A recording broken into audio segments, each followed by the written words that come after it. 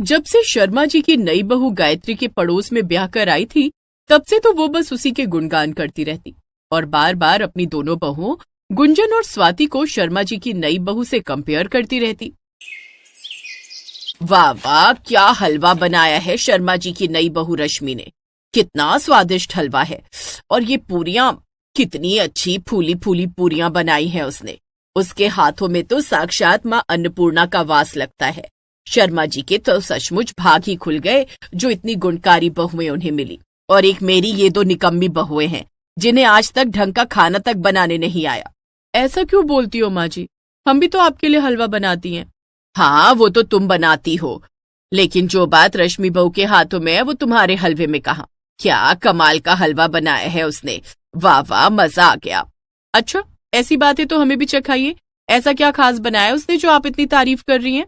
हाँ हाँ, ये लो और खाओ, और खाकर सीखो कि खाना किसे कहते हैं। आखिर खाना बनाया कैसे जाता है। तुम लोगों के खाने में ना तो स्वाद होता है और ना ही शक्ल। गायत्री उन दोनों को हलवा चखने को देती है, जिसे खाकर जेठानी गुंजन कहती है, इसका तो टेस्ट जाना पहचाना है। हाँ, याद आया, ये तो कल्लू हलवाई की दुकान का हलवा है। अरे हाँ भाभी, ये तो सच में कल्लू की दुकान का हलवा है। इसका स्वाद हम कैसे भूल सकते। सब्जी लाने के बहाने हम उसका ये हलवा भी तो खाकर आते हैं। हाँ, लेकिन अभी ये बात माँ जी से मत कहना, नहीं तो वो कहेंगी तुम दोनों कल्लू हलवाई के पास अकेले अकेले हलवा खाकर आ जाती हो। हाँ हाँ, समझ गई मैं। क्या हुआ, आप क्या खुसुर फुसुर कर रही हो? मुंह खुला का खुला रह गया ना इतना टेस्टी हलवा खा के। हाँ माँ जी, बस यूं समझिए आंख, नाक, कान और दिमाग सब खुल गए रश्मि का ये रूप देखकर। ये रूप देखकर मतलब? भाभी का मतलब है कि उनका अन्नपूर्णा वाला रूप देखकर। अब तो हमें भी उनसे ये सीखना पड़ेगा। दोनों देवरानी जेठानी को शर्मा जी की नई बहू पर शक हो गया और अब दोनों ने उस पर नजर रखना शुरू कर दिया। दरअसल उनके पड़ोस में रहने वाले शर्मा जी की नई बहू महीना भर पहले ही ब्याह कर आई थी, लेकिन जब से वो शादी करके आई थी तो सोसाइटी के सभी लोग उसी के गुणगान करते रहते। वो दिखने में तो सुंदर थी ही, लेकिन उसके संस्कारों ने भी सबका दिल जीत लिया था, जिस कारण आस पड़ोस की सभी सासें हर वक्त बस शर्मा जी की नई बहू की तारीफ करती रहती और उन्हीं में शामिल थी उनकी सास गायत्री भी। एक रोज, प्रणाम आंटी जी। प्रणाम रश्मि बहू, सुबह सुबह कहाँ जा रही हो? मंदिर जा रही हूँ आंटी जी। वो क्या है ना, अपने परिवार की खुशहाली की कामना करने। वाह वाह, क्या संस्कार है तेरे बहू, जीती रहे। घर आकर गायत्री अपनी दोनों बहुओं से, सीखो तुम दोनों भी कुछ शर्मा जी की नई बहू से। सुबह सुबह नहाकर साड़ी में लिपटी बिल्कुल देवी लक्ष्मी का रूप लग रही थी, और पता है वो मंदिर जा रही थी। एक शर्मा जी की बहू है और एक मेरी बहुएं हैं जो मंदिर नहीं बल्कि मल्टीप्लेक्स जाने की शौकीन है। जितनी मर्जी मूवी दिखाने ले जाओ बाहर। ये कहकर गायत्री अपने कमरे में चली जाती है। ये माँ जी का कुछ ज्यादा नहीं हो रहा, हर बात पर शर्मा जी की नई बहू, शर्मा जी की नई बहू करती रहती हैं। बिल्कुल ठीक कहा भाभी, मुझे तो उस रश्मि में भी गड़बड़ लगती है। चलो आज चलकर उसका पीछा करते हैं। वो दोनों उसका पीछा करते हुए मंदिर की ओर चल पड़ती हैं, लेकिन जब वो दोनों मंदिर पहुंचती हैं तो रश्मि तो वहां नहीं होती। अरे भाभी, ये रश्मि तो मंदिर में कहीं नहीं दिख रही। कहीं यहाँ से चली तो नहीं गई? लेकिन इतनी जल्दी हम तो उसके पीछे पीछे ही आ गए। ये तो मेरी समझ में भी नहीं आ रहा। मंदिर जाने का रास्ता तो एक ही है, फिर वो हमें दिखी क्यों नहीं? वो दोनों मंदिर से लौट रही थी कि तभी उन्हें सामने रश्मि नजर आती है, जो अपनी साड़ी उतारती है, जिसके नीचे उसने काफी छोटे कपड़े पहने हुए होते हैं। हे राम, ये मैं क्या देख रही हूँ? चल चल छुप कर देखते हैं। वो उस पर नजर रखती है। कुछ देर बाद एक लड़का वहां आता है, जिसके साथ वो सामने वाली मार्केट में शॉपिंग करने जाती है। ये देखो शर्मा जी की संस्कारी नई बहू यहाँ क्या गुल खिला रही है। माँ जी दिन भर इसके संस्कारों की तारीफ करती रहती है। हे भगवान, इस वक्त तो हम लोग अपना फोन भी नहीं लाए जो इनकी फोटो खींच लेते। हाँ, क्योंकि माँ जी को तो हमारी बात का विश्वास होगा नहीं। आपको क्या लगता है वो हमारे हाथ आ जाएगी? अरे नहीं, वो बहुत चालाक है, वो इतनी जल्दी हमारे हाथ नहीं आएगी। हाँ, लेकिन इसका भांडा तो फोड़ना ही पड़ेगा ना, नहीं तो इसके संस्कारों के चक्कर में माँ जी हमारा तेल निकाल देगी। बिल्कुल ठीक कहा तूने, लेकिन फिलहाल अब घर चलते हैं, नहीं तो माँ जी हम पर सवालों की झड़ी लगा देगी। दोनों देवरानी जेठानी घर आ जाती है और इसी बारे में सोचती रहती हैं कि कैसे हम उसकी असलियत सबके सामने लाएं। उसने सबके सामने अपनी ऐसी इमेज बनाकर रखी है कि किसी को भी उस पर शक होगा ही नहीं। इसीलिए हमें जो भी करना है सबूत के साथ करना होगा। वो दोनों ये बात कर ही रही थी कि तभी उन्हें बाहर हॉल से रश्मि के बात करने की आवाज आती है। ये लो, शैतान का नाम लिया और शैतान हाजिर। 100 साल जिएगी ये चुड़ैल। चल चलकर देखते हैं कौन सा नया ड्रामा करने आई है। आ रश्मि बहू बैठ, बता आज कैसे आना हुआ। आंटी जी, सबसे पहले तो आप मुझे आशीर्वाद दीजिए। आज मेरा जन्मदिन है और मैं बिल्डिंग के सभी बड़े बुजुर्गों का आशीर्वाद लेना चाहती हूँ। बस बस, जीती रहे बहू, जीती रहे। भगवान तुझे लंबी उम्र दे और स्वस्थ रखे। तो आज क्या करने वाली हो तुम अपने जन्मदिन पर? मैं तो अपने जन्मदिन पर बस दुआएं कमाना चाहती हूँ, इसलिए सुबह मंदिर गई थी। भगवान जी का आशीर्वाद लेने के बाद आप सबका आशीर्वाद लेने आ गई। इसके बाद अनाथ आश्रम भी जाना है ना, अनाथ बच्चों को दान पुण्य करने। वाह बहू, क्या विचार हैं तेरे, क्या भले संस्कार हैं। नहीं तो आजकल की लड़कियां जन्मदिन पर छोटे छोटे कपड़े पहनकर टेढ़े मुंह बनाकर सेल्फी खींचेंगी, सोशल मीडिया पर खुद ही अपने बर्थडे का प्रचार करेंगी, बाहर घूमने जाएंगी, केक काटेंगी और बाहर का मुर्गा मारेंगी, वो भी दारू के साथ।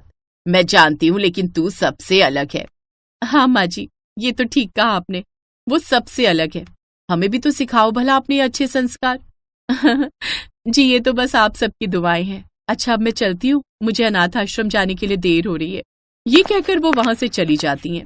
हम जानते हैं माँ जी, आप कहेंगी कितनी अच्छी है शर्मा जी की नई बहू। वैसे क्यों ना हम इस नेक काम में उसका साथ दें, मतलब हम सब और भी आस पड़ोस की औरतों को भी अनाथ आश्रम ले चलते हैं। सबको पुण्य भी मिलेगा और सब मिलकर उसका जन्मदिन भी वहीं मना लेंगे, उससे अच्छा लगेगा। क्या कहती हो जेठानी जी? हाँ, अच्छा विचार है। अब वो सब मिलकर अनाथ आश्रम जाते हैं, जहाँ उन्हें रश्मि कहीं नहीं मिलती।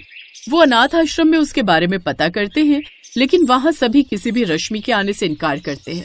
वो सभी घर की ओर लौटने लगती हैं कि तभी उनकी नजर रश्मि पर जाती है, जहाँ रश्मि अपने दोस्तों के साथ हाथ में वाइन का ग्लास लिए डांस कर रही थी। आप सब यहाँ? हाँ रश्मि बहू, सोचा हम भी अनाथ आश्रम में थोड़ा दान पुण्य कर ले। वो आंटी जी, वो मैं बस अब बकरी की तरह मिमियाना बंद कर। हमारी आंखें खुल गई हैं, ये तेरी असलियत है। हम बेकार में तेरे कारण अपनी बहुओं को ताने देते रहते थे। और माँ जी आपकी जानकारी के लिए बता दूं, उस दिन जो आपने इसके हाथ का हलवा और पूरी बड़े चटकारे लगाकर खाया था ना, वो भी इसने कल्लू हलवाई से मंगवाया था। बता, अब बताती क्यों नहीं? हाँ वो मैंने वहीं से मंगवाया था, क्योंकि सच तो ये है कि मुझे हलवा बनाना आता ही नहीं। क्या? बेचारी शर्मा जी के तो भाग फूट गए जो ऐसी बहू नहीं मिली। अरे अब तू शादीशुदा है, खुद को सुधार ले जरा, नहीं तो ऐसा ना हो तेरे कारण हमारी बहुएं भी बिगड़ जाए।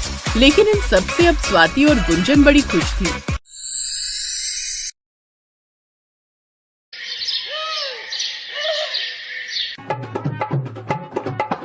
लाजवंती ने अपनी नई बहू शीतल को बहुत ही सुंदर खालिस सोने के बड़े बड़े झुमके उपहार में दिए। हर किसी की नजर उन झुमकों पर ही थी।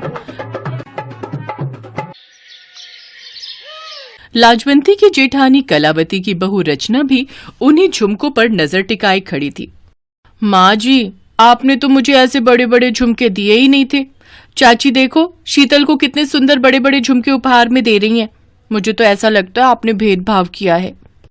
रुक, मैं लाजवंती से पूछती हूँ कि ये झुमके कहाँ से आए।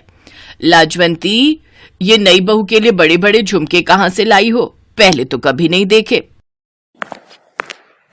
भाभी, आप शायद भूल रहे हो, मुकेश की दादी ने मुझे शादी के बाद ये बड़े बड़े झुमके दिए थे, और आपने भी तो बताया था कि आपको अपनी मुंह दिखाई में वो नौलखा हार मिला था। ये वही झुमके हैं। आज मैंने सोचा मुकेश की बहू को दे देती हूँ। देखो ना, सुंदर लग रहे हैं ना? शीतल बहू, इन झुमकों में तुम्हारी दादी सास का आशीर्वाद है। इन झुमकों को संभाल कर रखना, ठीक है बहू? जी माँ जी, थैंक यू सो मच। मुझे ये गिफ्ट बहुत पसंद आया, मैं इसे हमेशा संभाल कर रखूंगी। उस दिन के बाद शीतल जब भी कहीं जाती तो उसकी सास उसे बड़े झुमके पहनने के लिए कहती। एक दिन शीतल और लाजवंती को किसी के घर पूजा में जाना था। शीतल बहू, वो बड़े वाले झुमके पहनना मत भूलना। आज की पूजा में बहुत खास मेहमान आने वाले हैं। तुम ये बड़े झुमके पहनकर जाओगी तो सबको बहुत अच्छा लगेगा। मैं सबको बताऊंगी कि ये झुमके तुम्हारी सास की सास के हैं। हाँ माँ जी, आप चिंता मत करो, मैं पहन लूंगी। आपने इतने प्यार से दिए तो मैं इसे पहनना भला कैसे भूल सकती हूँ। लाजवंती के जाने के बाद शीतल तैयार होने लगती है, पर शीतल को वो झुमके वहां नहीं मिलते जहां उसने रखे थे।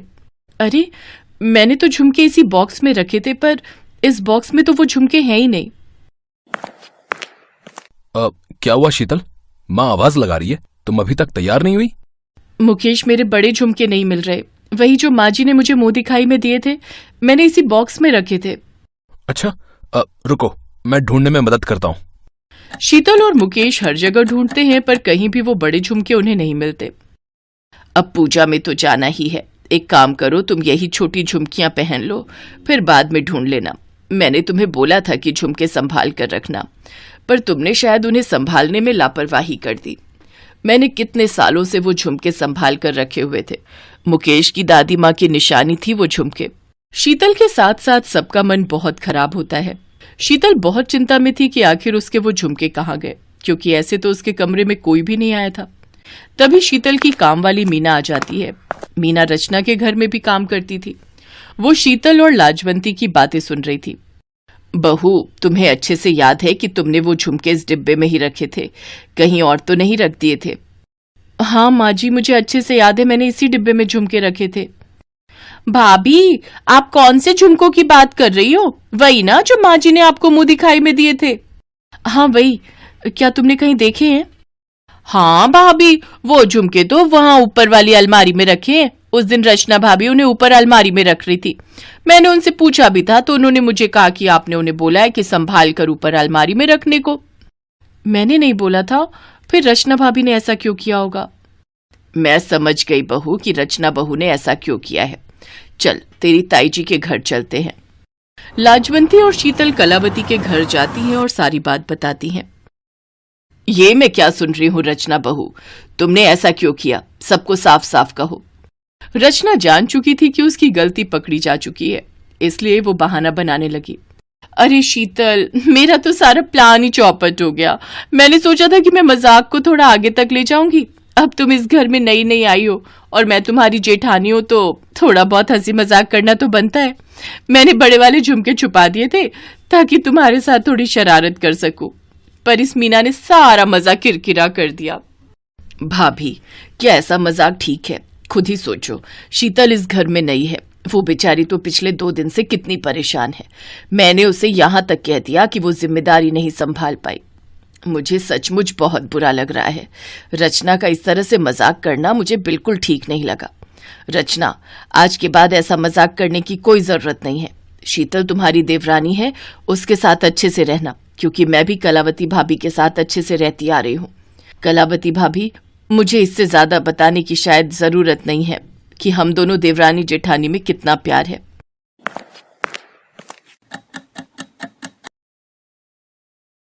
चलो शीतल बहू, एक काम करो, आज रात को शादी में जाना है ना, तुम यही बड़े वाले झुमके पहनना, तुम पर बहुत सुंदर लगते हैं। झुमके मिल गए, मेरी बहू के चेहरे पर मुस्कान आ गई, नहीं तो चेहरा कितना उतर सा गया था। माँ जी, सचमुच मैं बहुत परेशान हो गई थी। आप ठीक कह रहे हो, ये झुमके मिल गए तो मुझे बहुत तसल्ली हो गई। अब मैं इन झुमकों को और भी ज्यादा संभाल कर रखूंगी। उस दिन के बाद शीतल ने समझदारी से काम लिया। अब वो रचना से बहुत संभल कर रहती थी ताकि आगे रचना फिर से कोई चालाकी न कर सके।